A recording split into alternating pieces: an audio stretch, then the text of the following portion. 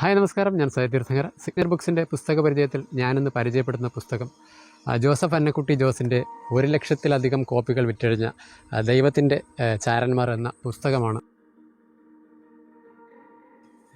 ചിലപ്പോഴെങ്കിലും നിങ്ങൾ ആലോചിച്ചിട്ടില്ലേ, ചില വ്യക്തികളെ എന്തിനാണ് കണ്ടുമുട്ടിയതെന്ന്? നിങ്ങൾ ആഴത്തിൽ സ്നേഹിച്ചിട്ടും സ്വന്തമാക്കാൻ സാധിക്കാതെ പോയ പ്രണയങ്ങൾ, കുട്ടിക്കാലത്ത് നിങ്ങളെ സ്വാധീനിക്കുകയും ജീവിതം വഴിതിരിച്ചു വിടുകയും ചെയ്ത അധ്യാപകർ, ചെവിയോടൊപ്പം ഹൃദയം കൊണ്ടും നമ്മളെ കേട്ട ഒറ്റ ചങ്ങാതിമാർ, നമ്മളെ സ്നേഹിച്ചവർ, സ്നേഹം നടിച്ചവർ, ബലഹീനതകളെ കളിയാക്കിയവർ, കുറവുകളോടുകൂടെ നമ്മളെ സ്വീകരിച്ചവർ. നമ്മുടെയൊക്കെ ജീവിതത്തിലൂടെ ഈ മനുഷ്യർ കടന്നുപോയത് എന്തുകൊണ്ടായിരിക്കാം? ആരാണ് അവരെയൊക്കെ ഓരോ നിയോഗങ്ങളാക്കി നമ്മുടെ ജീവിതത്തിലേക്ക് പറഞ്ഞു വിട്ടത്? ജോസഫിൻ്റെ ജീവിതത്തിലും ഇങ്ങനെ ഒരുപാട് ആളുകൾ കടന്നു വന്നിട്ടുണ്ട്. ജീവിതയാത്രയിൽ ഇടയ്ക്ക് കാലിടറിയപ്പോൾ താങ്ങായവർ, ജോസഫിൻ്റെ മനസ്സറിഞ്ഞവർ, കുറേ കൂടി നല്ല മനുഷ്യനാകാൻ ജോസഫിനെ പ്രേരിപ്പിച്ചത്, അവരെയാണ് ദൈവത്തിൻ്റെ ചാരന്മാരെന്ന് ജോസഫ് വിളിക്കുന്നത്. ജോസഫിൻ്റെ ജീവിതത്തിൽ നിന്നും കുറിച്ചെടുത്ത ചില വർത്തമാനങ്ങളാണ് ഈ പുസ്തകത്തിൽ. ദൈവത്തിൻ്റെ ചാരന്മാരായി ഭൂമിയിലേക്ക് നന്മ ചെയ്യുന്നതിനായി കുറച്ച് വ്യക്തികളെ നിയോഗിച്ചിട്ടുണ്ട്. അവരെ കണ്ടെത്തുകയാണ് ജോസഫ് ചെയ്യുന്നത്. വളരെ ലളിതമായ ഭാഷയിൽ ജീവിതത്തിൻ്റെ അർത്ഥവും ലക്ഷ്യവും പറഞ്ഞു തരുന്ന, ബന്ധങ്ങളുടെ ആഴവും വിലയും മനസ്സിലാക്കി തരുന്ന 21 കഥകൾ. ഒരധ്യായം കണ്ണു നിറയുമ്പോൾ അടുത്ത അധ്യായം ചുണ്ടുകളിലും ഹൃദയത്തിലും പുഞ്ചിരി വിരിയിക്കുന്നു. മറ്റൊരധ്യായത്തിൽ സ്വയം നഷ്ടപ്പെടുത്തിയവയെ ഓർത്ത് ചെറിയ നീറ്റൽ മനസ്സിൽ അവശേഷിപ്പിക്കുന്നു. മറ്റൊന്നിൽ പൊട്ടിച്ചിരിയുടെ മുഴക്കം കേൾക്കാം. പുസ്തക വായന തുടങ്ങുന്ന ഒരാൾക്ക് നിർദ്ദേശിക്കാവുന്ന ഒരു കൃതി കൂടിയാണ് ഇത്. സാധാരണക്കാർക്ക് മനസ്സിലാകുന്ന ആഖ്യാന ശൈലി ഒരുപാട് വായനക്കാരിലേക്ക് പുസ്തകം എത്തിപ്പെടാനുള്ള മറ്റൊരു കാര്യമായി തോന്നിപ്പോകും. നമുക്ക് നാമായി തന്നെ ഇരുന്ന് വായിക്കാം, നാം തന്നെയായി ചിരിക്കാം, കരയാം, പ്രണയിക്കാം. വളരെ ലളിതമായ ഭംഗിയുള്ള ജീവിതമുള്ള കൃതി.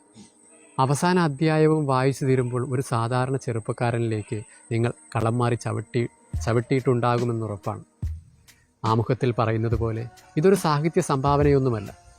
അയാളെ സ്നേഹം കൊണ്ട് സ്വാധീനിക്കുകയും അത്ഭുതപ്പെടുത്തുകയും ചെയ്ത ചില ആളുകളെ ഓർത്തെടുക്കലാണ്, തിരിഞ്ഞു നോക്കലാണ്.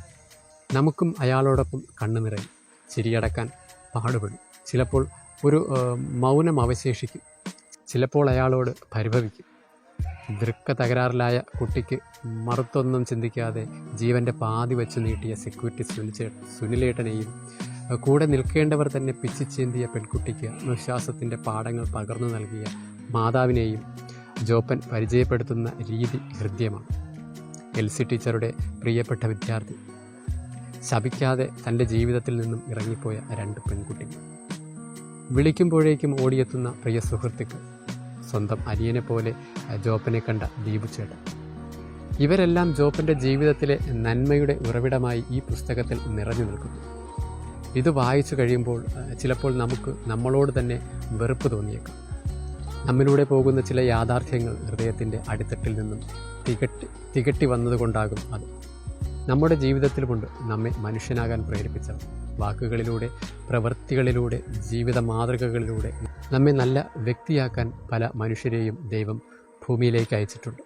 അത്രമാത്രം പരിഗണിക്കാതെ പോയ ചില ബന്ധങ്ങളും നമ്മുടെയൊക്കെ ജീവിതത്തിലുണ്ട്. ചിലപ്പോൾ അത് മാതാപിതാക്കളാകാം, ഗുരുക്കന്മാരാകാം, സഹപാഠികളാകാം. ബന്ധങ്ങൾ എങ്ങനെ തുടങ്ങി എന്നതിനേക്കാൾ എങ്ങനെ തുടരുന്നു എന്നതാണ് ബന്ധങ്ങളുടെ ആഴവും വ്യാപ്തിയും തീരുമാനിക്കുന്നത്. അതുകൊണ്ടാണ് രക്തബന്ധങ്ങളെക്കാൾ ഹൃദയബന്ധങ്ങൾ പ്രസക്തമാകുന്നത്. നൽകപ്പെട്ടിരിക്കുന്ന വേഷങ്ങളോട്, അവയുടെ എല്ലാ പോരായ്മകളോടും കൂടി നീതി പുലർത്തുന്നവർക്കിടയിലാണ് ഹൃദയബന്ധങ്ങൾ രൂപപ്പെടുക. എല്ലാമാകുമെന്ന് പ്രതിജ്ഞ ചൊല്ലി തുടങ്ങുന്ന ബന്ധങ്ങളിൽ പലതും പാതിയിൽ അവസാനിക്കുന്നത് ഹൃദയം കൈമാറാൻ മറന്നുപോകുന്നത് കൊണ്ടാണ്. ഹൃദയത്തിൻ്റെ ഉടമകൾക്ക് സ്പന്ദനങ്ങൾ മനസ്സിലാകും, കൂടെയുള്ളപ്പോഴും ഇല്ലാത്തപ്പോഴും. നിവർത്തികേടിൻ്റെ പേരിൽ നിലനിർത്തേണ്ടി വരുന്ന ബന്ധങ്ങളാണ് മനസ്സിൻ്റെ നിഷ്കളങ്കതയും സമാധാനവും നശിപ്പിക്കുന്നത്. കുറച്ചൊക്കെ എന്തെങ്കിലും ജീവിതത്തിൽ നേടിയിട്ടുണ്ടെങ്കിൽ അതിനു പിന്നിലുണ്ടാകും നാമൊന്നും തിരിച്ചറിയാതെ പോകുന്ന ദൈവത്തിൻ്റെ ചാരന്മാർ. അവരെ കണ്ടെത്തുന്നിടത്താണ് ഈ കുഞ്ഞു ജീവിതം പൂർണ്ണമാകുന്നത്. ജീവിതത്തിൽ തോറ്റുപോയവർ, ഒറ്റപ്പെടലിൻ്റെ വേദന അനുഭവിക്കുന്നവർ, സന്തോഷം ആഗ്രഹിക്കുന്നവർ, പ്രത്യാശയുടെ വാതിലുകൾ തുറന്നിടുന്നുണ്ട് ഈ കൃതി. ചെറിയ കാലം കൊണ്ട് തന്നെ നിരവധി പതിപ്പുകൾ പിന്നിട്ട ഈ പുസ്തകം പ്രസിദ്ധീകരിച്ചത് DC ബുക്സ്. ദൈവത്തിൻ്റെ ചാനൽമാർ വാങ്ങിക്കുന്നതിന് ബന്ധപ്പെടുക. ഡീറ്റെയിൽസ് ബയോയിലും കമൻറ്റിലും കൊടുക്കാം. മറ്റൊരു പുസ്തകവുമായി വീണ്ടും കണ്ടുമുട്ടാം. നന്ദി, നമസ്കാരം.